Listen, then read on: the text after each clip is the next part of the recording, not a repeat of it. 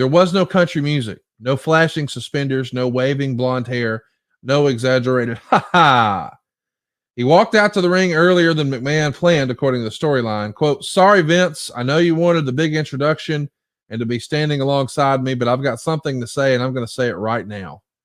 Last week on Monday Nitro, Jeff Jarrett was declared everything but dead. Since I refused to accept Eric Bischoff's offer and re-sign with WCW, he did everything within his power to bury me. Being the coward that he is, he even hid behind his computer and announced to the world that he had pulled the offer from the table. Where, Eric, the only thing you ever pulled from Jeff Jarrett was opportunity. Since I wasn't one of your boys, you put a lid on my potential. I was going to go as far as you wanted me to. There was never, ever any ladder of success for me to climb. So let's time out right there. Strong way to open the promo. Of course, you're saying that, I came out here too early. Well, that was clearly just part of the show. That was all written in. You don't just run through the curtain all willy-nilly when you want to. But this promo, is this something that you're just doing from the heart? Is Russo writing some of it? Are y'all working on it together? How does that come together? And this is where hats off to Vinnie Mac. Look, I'd have to go back and really, but so he wrote the promo verbatim. Did I change a phrase here or there? Or did me and Vince go over it and he went back on his computer and maybe move some chess pieces around? But he was the writer of the promo, period. I mean, game, set, match. And I've said this 1,000 times. With a Vince McMahon direction and the right pieces of the puzzle and Vince scripting, if you will, and the right talent, that maybe a little collaboration here and there, that's a real good recipe for success. That was it. That blur again. I'm going to go back to what you said on those, make it go from the big four to the big five. Vince pumped me up and I was ready to go, but I knew kind of the whole foundation of that is that I could talk, I could deliver promos. I was born and raised on Memphis TV to deliver these kind of realistic, money drawing promos, or the authenticity, however adjective.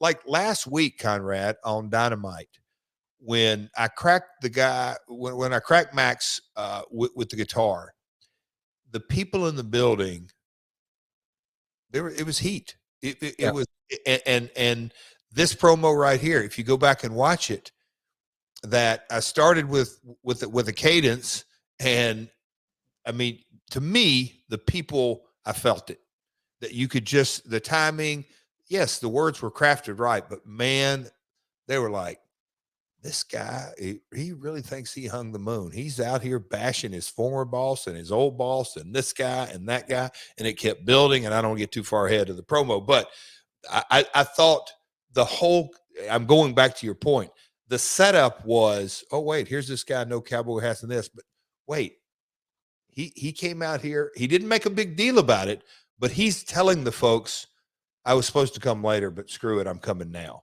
I'm trying to make my point, Conrad, that little nuance, but it's a subtlety, but the viewer at home and the viewer in the building, you just say, wait a minute, he's not even supposed to be out here. You're going off script. This is real. We want to suspend disbelief. Okay. You always can just put but that's it. That's it right there.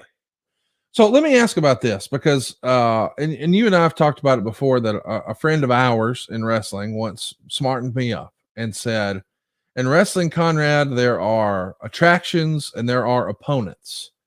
And I know you pride yourself on being the guy, and you've shared it here before. Hey, man, the key to longevity in this business, da-da-da-da-da. And you sort of passed down some of the wisdom that the old timers had given you over the years. And I can see you saying to yourself, I want to be the opponent for everybody. Because if you're the attraction, then you got to wait until it's your turn.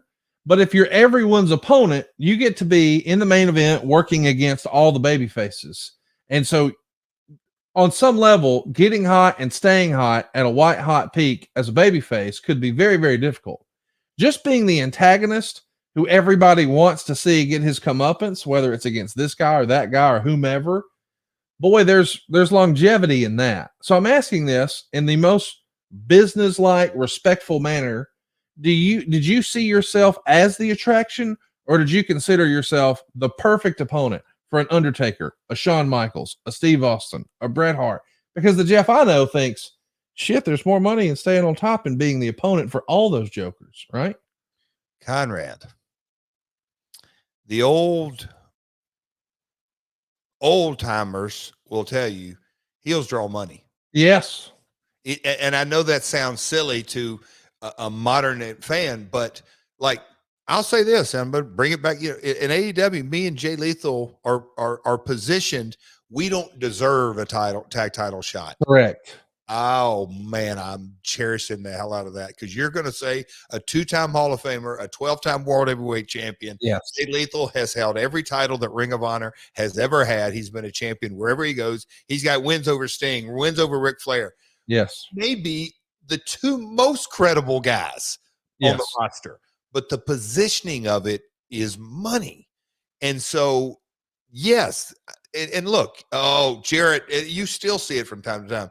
Jarrett started on promotion just so he could be a champion. It's just like, well, let me time out here for a minute, because where I get to is there are wrestling podcasters and talking heads, luminaries, who will say, well, Jeff Jarrett was never a top guy. Nobody ever saw him as a top guy. No.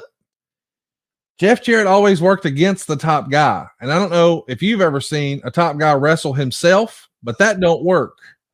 So if you are always the opponent that the top guy wrestles, by definition, you, sir, are a top guy. You're working in main events. Now it might be so-and-so versus Jeff Jarrett, but if it's always versus Jeff Jarrett, it's like gambling. The house always wins. And in that case, Jeff Jarrett is the house. So I just feel like that, for instance, we and you never talked about the attraction and the opponent ever in regards to you. But I knew your answer just based on, oh, okay, well, Jeff just wants to make sure he's always getting main event payoffs. And the way to do that is everybody hates him no matter what. Well, that guarantees it. So yeah, I was thinking. But that is, and I've never really heard it. Boy, that was good, Conrad, because of course that's my mentality. I want people to think, damn right, I'm a top guy. And my mind is that just pisses them. I mean, boy, Yes. Yes, by design, I won. I'm still winning. The people in the dark studio in Orlando studio, Universal last night, where Jarrett Sucks was ringing loud.